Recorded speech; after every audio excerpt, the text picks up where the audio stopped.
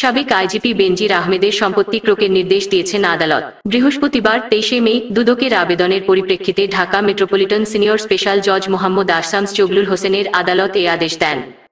বিষয়টি নিশ্চিত করে দুদকের আইনজীবী মোহাম্মদ খুরশিদ আলম খান বলেন, দুদকের আবেদনে সাবেক আইজিপি বেনজির আহমেদের 83টি দলিলের সম্পত্তি ও 33টি ব্যাংক হিসাব জব্দের নির্দেশ দিয়েছেন আদালত।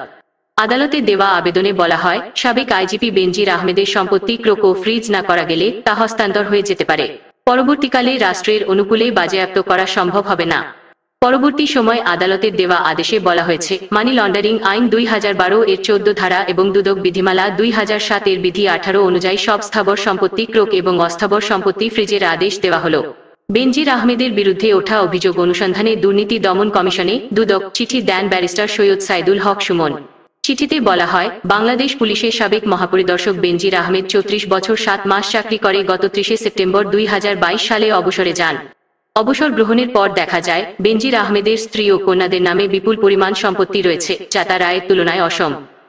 সম্প্রতি দেশের একটি জাতীয় দৈনিকের দাবি করা হয়, পুলিশের সাবেক মহাপরিদর্শক, আইজিপি ও র্যাবের সাবেক মহাপরিচালক বেনজির আহমেদের বিপুল পরিমাণ অবৈধ সম্পদের খোঁজ মিলেছে। এরপর থেকেই বেশ আলোচনায় পুলিশের সাবেক এই আইজিপি। জাতীয় ওই দৈনিকে বেনজিরের ঘরে আলাদিনের চেরাগ শিরোনামে একটি প্রতিবেদন প্রকাশ করা হয়, যেখানে তার নানা অর্থ সম্পদের বিবরণ তুলে ধরা হয়। বেনজিরের বিপুল সম্পদের মধ্যে রয়েছে গোপালগঞ্জের শাহপুর ইউনিয়নে সাভানা ইকো রিসোর্ট নামে এক অভিজাত ও দৃষ্টিনন্দন পর্যটন কেন্দ্র। এছাড়া তার স্ত্রী ও 2 মেয়ের নামে দেশের বিভিন্ন এলাকায় অন্তত 6টি কোম্পানির খোঁজ পাওয়া গেছে। 5টি প্রতিষ্ঠানে বিনিয়োগের পরিমাণ 500 কোটি টাকার বেশি হতে পারে। প্রতিবেদনে আরও দাবি করা হয়, ঢাকার অভিজাত এলাকাগুলোতে বেনজির আহমেদের দামি ফ্ল্যাট বাড়ি আর ঢাকার অভিজাত এলাকাগুলোতে বেনজির আহমেদের দামি ফ্ল্যাট বাড়ি আর ঢাকার কাছের এলাকায় বিঘার পর বিঘা জমি রয়েছে। 2 মেয়ের নামে বেস্ট হোল্ডিংস ও 5 হোটেল লা মেরিডিয়ানে রয়েছে 2 লাখ শেয়ার। এছাড়া পূর্বাচলে রয়েছে 40 কাঠার সুবিশাল জায়গা জুড়ে ডুপ্লেক্স বাড়ি, যার আনুমানিক মূল্য কমপক্ষে 45 কোটি টাকা। একই এলাকায় আছে 22 কোটি টাকা মূল্যের আরও 10 বিঘা জমি। অথচ 34 বছর 7 মাসের দীর্ঘ চাকরিজীবনে বেনজির আহমেদ বেতন ভাতা বাবদ মোট আয় 1,84,89,200 টাকার মতো হওয়ার কথা। বেনজির আহমেদের বিরুদ্ধে ওঠা অভিযোগ অনুসন্ধানে দুর্নীতি দমন কমিশনে দুদকে চিঠি দেন ব্যারিস্টার সৈয়দ সাইদুল হক সুমন।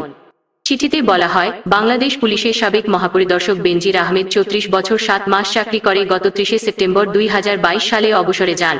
অবসর গ্রহণের পর দেখা যায়, বেনজির আহমেদের স্ত্রী ও কন্যাদের নামে বিপুল পরিমাণ সম্পত্তি রয়েছে, যা তার আয়ের তুলনায় অসম।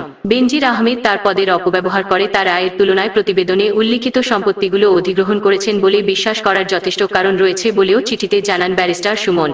এমন পরিস্থিতিতে বাংলাদেশ পুলিশের সাবেক মহাপরিদর্শক বেনজির আহমেদ, তার স্ত্রী, বড় মেয়ে এবং ছোট মেয়ের বিরুদ্ধে বিপুল পরিমাণ অবৈধ সম্পদ সংগ্রহের জন্য তদন্ত করে প্রয়োজনীয় আইনি ব্যবস্থা গ্রহণের জন্য দুদককে অনুরোধ করেন তিনি।